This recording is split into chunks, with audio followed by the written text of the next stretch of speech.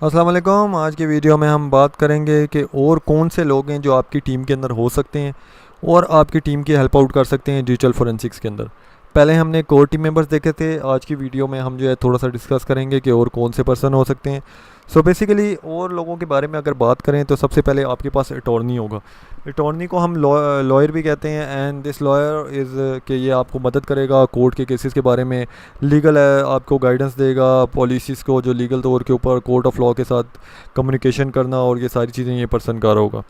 Then आपके पास incident responder होगा। ये ऐसा पर्सन होगा जो सबसे पहले इंसिडेंट को रिस्पॉन्ड करेगा। उस इंसिडेंट की सिवियरिटी लेवल देखेगा कि वो हाई है, मीडियम है, लो है, और देन वो कम्युनिकेट करेगा अपना डिसीजन जो है डिसीजन मेकर को। जो डिसीजन मेकर है उसका काम है कि वो ऑथराइजेशन देगा उस इवेंट के ऊपर, जो इंसिडेंट आपका हैपन हुआ है उसके हिसाब से गाइडलाइंस और प्रोसीजर्स देगा, और ऑथराइजेशन देने के बाद वो टीम के रोल्स असाइन कर देगा। अब टीम के रोल्स के अंदर आपकी कोर टीम भी आ जाती है और फर्दर आपके पास ये आगे टीम मेंबर्स भी आ जाते हैं। देन आपके पास एक इंसिडेंट एनालाइज़र होगा। इंसिडेंट एनालाइज़र का मकसद है कि वो जाएगा उस लोकेशन के ऊपर, इंसिडेंट को एनालाइज़ करेगा, देखेगा कि वो इंसिडेंट के अंदर क्या क्या चीज़ें हुई हैं और कम्युनिकेट बैक करेगा कि हमें आइदर कितनी टीम और चाहिए और आपके पास जो है ये टीम जो है ये काम कर सकती है नहीं कर सकती। देन एविडेंस एग्जामिनर है। अब आपके पास इंसिडेंट एनालाइज हो गया, उसके ऊपर टीम मेंबर्स का पता चल गया। देन आपने एविडेंस को एग्जामिन करना स्टार्ट करना है। ये पर्सन जो है ये एक भी हो सकता है, दो भी हो सकते हैं, तीन भी हो सकते हैं, डिपेंडिंग कितनी बड़ा जो इवेंट है। तो एविडेंस एग्जामिनर का काम है एग्जामिन करना उस सारी लोकेशन को। आपने देखा होगा कि ये पर्सन जो होते हैं ये एग्जामिन करके बताते हैं यहाँ यहाँ ये चीज़ें हुई हैं, और उसके ऊपर वो प्लेस कार्ड रख देते हैं 1 2 3 4 5 6 7, और उन प्लेस कार्ड्स को जो डॉक्यूमेंट करता है उसे हम एविडेंस डॉक्यूमेंटर कहते हैं। वो 1 2 3 4 के हिसाब से सारी एविडेंस को डॉक्यूमेंट कर लेते हैं।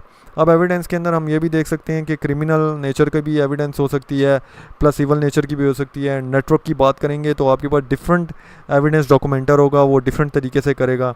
ओरिजिनल क्राइम सीन की बात करेंगे, मोबाइल रिकवर हुआ है, हार्ड ड्राइव हुआ है, तो डिफरेंट तरीके से करेगा।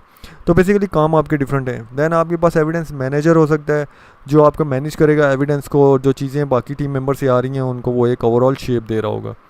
देन आपकी अपनी टीम में से एविडेंस विटनेस भी हो सकता है, और ऐसा विटनेस भी हो सकता है जो उस जगह के ऊपर प्रेजेंट था, जिसने वो सारी एविडेंस देखी हैं, वो चीज़ें देखी हैं और आपको बताया ये एविडेंस है। तो ये आपके पास एक नॉर्मल टीम बनती है। इसके अलावा आपके पास जो है स्पेशली आप लॉयर्स भी हायर कर सकते हैं जो सिविल नेचर के अलादा होते हैं, क्रिमिनल नेचर के अलादा होते हैं। देन आपके पास नेटवर्क एनालिस्ट हो सकते हैं। देन आपके पास फोटोग्राफर हो सकता है कि वो सारे इवेंट को कवर अप कर सके और आपको सारी डिटेल्स जो हैं फर्दर प्रोवाइड कर सके।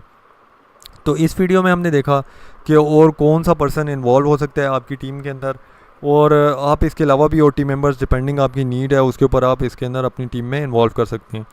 तो ये वीडियो तो यहीं तक। लाइक और सब्सक्राइब कीजिए मेरे चैनल को, दूसरों के साथ शेयर कीजिए। शुक्रिया, थैंक यू।